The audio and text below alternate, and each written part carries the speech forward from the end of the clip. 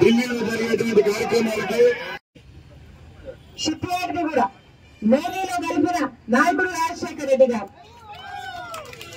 ఇలా ఎన్నో చేశారు రాజశేఖర రెడ్డి గారు. కానీ గమనిస్తే ఇప్పుడున్న నాయకులకి ఆ చిత్తశుద్ధి ఉందా అనిపిస్తుంది.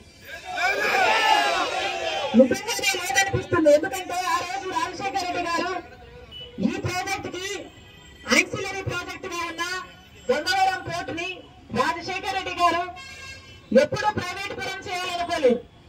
రాజశేఖర రెడ్డి గారు ముఖ్యమంత్రిగా ఉన్న రోజుల్లో 30 సంవత్సరాల తర్వాత మళ్లీ ప్రభుత్వానికే ఆ గంగవరం పోర్ట్ రావాలి అన్నట్టు రాజశేఖర రెడ్డి గారు తలంచితే ఇప్పుడున్న ముఖ్యమంత్రి గారు జగనన్న గారు గంగవరం పోర్టుని కేవలం 600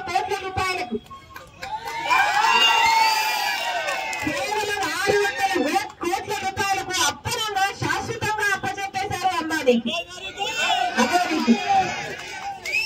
ఇది ఎక్కడి న్యాయమని అడుగుతున్నాం. రాజశేఖర రెడ్డి గారు ఊహించింది జరగలేదు కదా. రాజశేఖర రెడ్డి గారు ఆశించింది జరగలేదు కదా.